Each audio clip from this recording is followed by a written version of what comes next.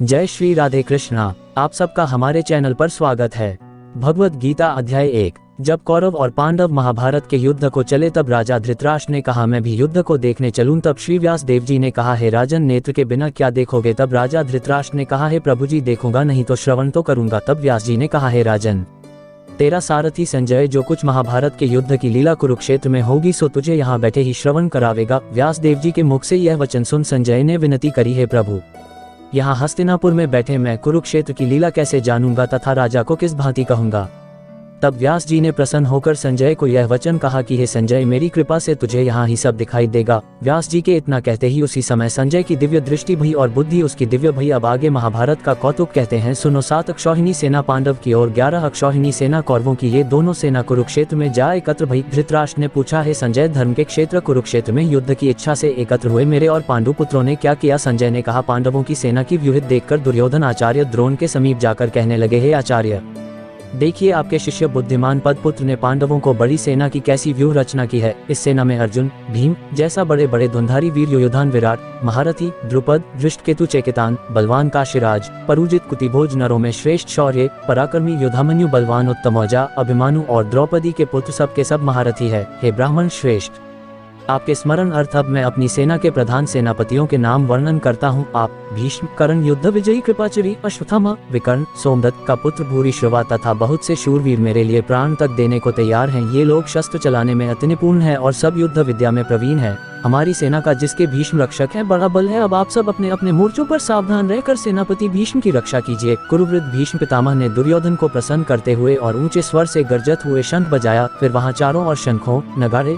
ढोल, गोमुख आदि इनके बाजे बजाने लगे, जिनका बड़ा भयंकर शब्द हुआ, जिसके अनंतर सफेद घोड़ों के बड़े रथ पर स्थित माधव श्री कृष्ण और पांडव अर्जुन ने भी दिव्य शंखों को बजाया। श्री कृष्ण पंच जन्म और अर्जुन ने देवदत्त नामक शंख को और भीषण कर्म करने वाले भीम ने पौर नामक बड़े भारी शंख को बजाया। कुंती पुत्र राजा युधिष्ठिर ने अनंत विजय, नुकुल ने सुघोष और सहदेव ने मणि पुष्पक और महाधनुधर काशीराज, शिखरी, धृष्टद्युम्न, विराट, अपराजित, सत्य की राजा द्रुपद और द्रौपदी के 5 पुत्र और महाबाहु अभिमन्यु, इन सब वीरों ने अपने अपने शंखों को बजाया। उन शंखों के भारी शब्द से आकाश और पृथ्वी गूंज उठे और धृतराष्ट्र के पुत्रों के हृदय कांप उठे। हे राजन, अर्जुन ने कौरवों को युद्ध के लिए प्रस्तुत देखकर धनुष उठाकर श्री कृष्ण से कहा कि हे अच्युता, मेरा रथ दोनों सेनाओं के बीच में खड़ा कीजिए, जिससे मैं युद्ध करने वालों को देख लूं कि इस भूमि में मुझे किन किन के साथ युद्ध करना चाहिए। दुबुद्धि दुर्योधन की प्रीति करने वाले जो युद्ध के लिए यहाँ एकत्र हुए हैं उनको देखूंगा। संजय ने कहा, हे राजन। अर्जुन की बात सुनकर श्री कृष्ण ने भीष्म, द्रोण आदि वीरों के सामने उत्तम रथ को खड़ा करके कहा कि हे वीर, युद्ध के लिए उद्धत इन कौरवों को देख लो। अर्जुन ने चाचा, बाबा, गुरु, मामा, भाई, पुत्र, पौत्र, मित्र, श्वशुर और स्वजनों को शस्त्रों से सुसज्जित में अपने ही सब बांधवों को खड़ा देखकर परम दयाद्रो अत्यंत खेद के साथ यह वचन कहे, है कृष्ण, युद्ध की इच्छा से आए हुए इन अपने बंधुओं को देखकर मेरे अंग ढीले होते गए हैं और मुख सूखा जा रहा है। मेरा शरीर बेकल हो रहा है, रोमांच खड़े होते हैं, गांडीव हाथ से गिरा जाता है, त्वचा जली जा रही है। हे केशव, मुझ में यहाँ खड़े रहने की सामर्थ्य नहीं है। मेरा मन चक्कर खा रहा है और सब लक्षण मैं उल्टे देख रहा हूँ और संग्राम में स्वजनों का वध करके कोई लाभ नहीं होगा। और हे कृष्ण, जीत, राज्य और सुख भी नहीं चाहता हूँ। हे प्रभु, हमको राज्य, भोग और सुख की इच्छा की जाती है। वे सब इस युद्ध में प्राण और धन की ममता छोड़ करने को तैयार है और आचार्य, पिता, पुत्र, पितामह, मामा, ससुर, पौत्र, साले और संबंधी ये सब मुझे मारे तो भी हे मधुसूदन, मैं इन्हें मरने की इच्छा नहीं करूँगा। हे जनार्दन, त्रिलोकी के राज्य के लिए भी मैं इन्हें मारना नहीं चाहता, फिर इस पृथ्वी के राज्य के लिए तो कहना ही क्या। हे जनार्दन, धृतराष्ट्र के पुत्रों को मरकर हमारा क्या भला होगा? इन आत्ताइयों का वध करने से पाप ही होगा, इसलिए हमें अपने भाई धृतराष्ट्र के पुत्रों को मारना अनुचित है। हे माधव, स्वजनों को मारकर क्या हम सुखी हो सकते हैं? ये सब लोभ के वशीभूत हैं और कुल के नाश करने तथा मित्र द्रोह करने में पाप को नहीं देखते। कुल नाश के दोष को जानते हुए भी हमको इस पातक से क्यों नहीं दूर रहना चाहिए?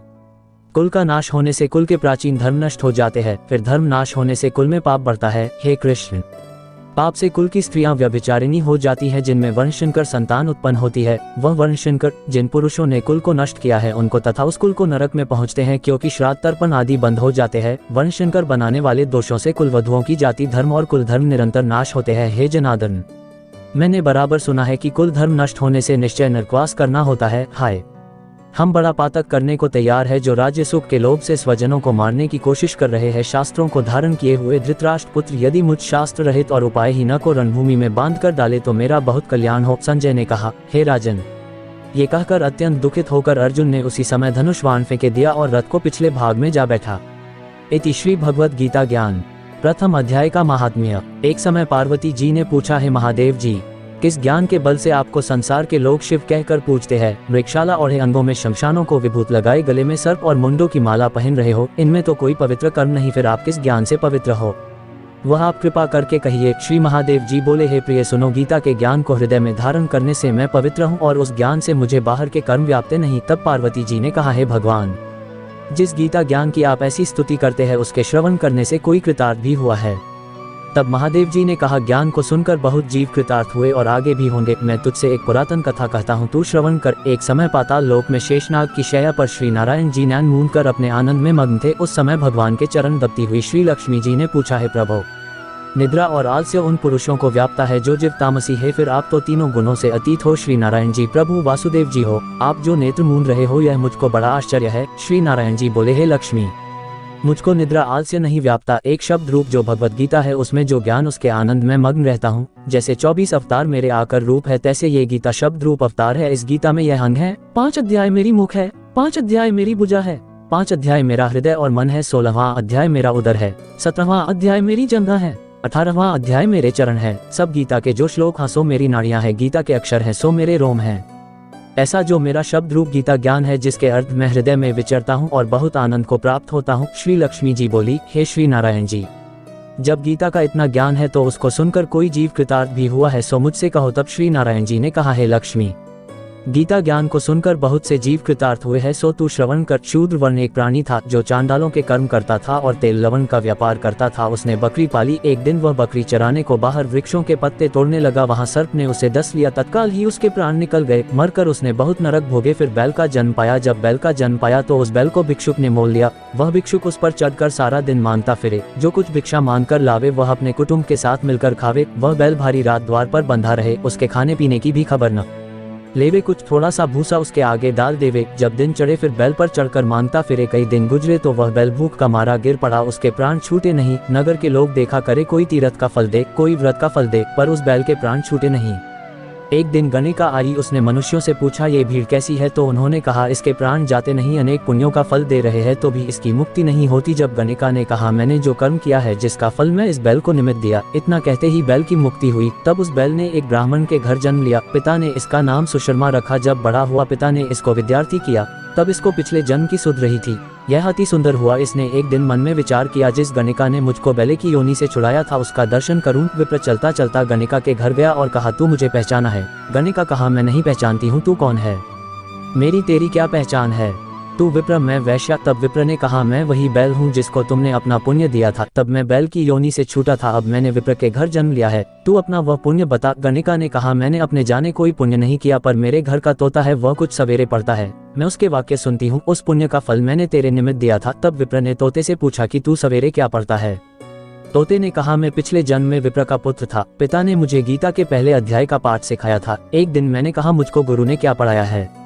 तब गुरुजी ने मुझे श्राप दिया कि तू सुआ हो जा। तब मैं सुआ हुआ। एक दिन फंदक मुझे पकड़ ले गया। एक विप्र ने मुझे मोल लिया। वह विप्र भी अपने पुत्र को गीता का पाठ सिखाता था। तक मैंने भी वह पाठ सीख लिया। एक दिन उस विप्र के घर चोर आ गए। उनको धन तो प्राप्त न हुआ, मेरा पिंजरा उठा ले गए। उन चोरों को ये गणिका मित्र थी, मुझे इसके पास ले आए। सो मैं नित्य श्री गीता जी के पहले अध्याय का पाठ करता हूँ। ये सुनती है, पर इस गणिका की समझ में नहीं आता जो मैं पढ़ता हूँ वह पुण्य तेरे निमित्त दिया था, सो श्री गीता जी के पहले अध्याय के पाठ का फल है। तब विप्र ने कहा, हे तोते, तू भी विप्र है, मेरे आशीर्वाद से तेरा कल्याण हो। सो हे लक्ष्मी जी, इतना कहने से तोते की मुक्ति भी। गणिका ने भी भले कर्म ग्रहण किया। नित्य प्रति स्नान कर और गीता के प्रथम अध्याय का पाठ करे, इसके उसकी मुक्ति हुई। श्री नारायण ने कहा, हे लक्ष्मी जी, जो कोई अनजाने से भी गीता का पाठ करे या श्रवण करे उसका को भी मुक्ति मिलेगी।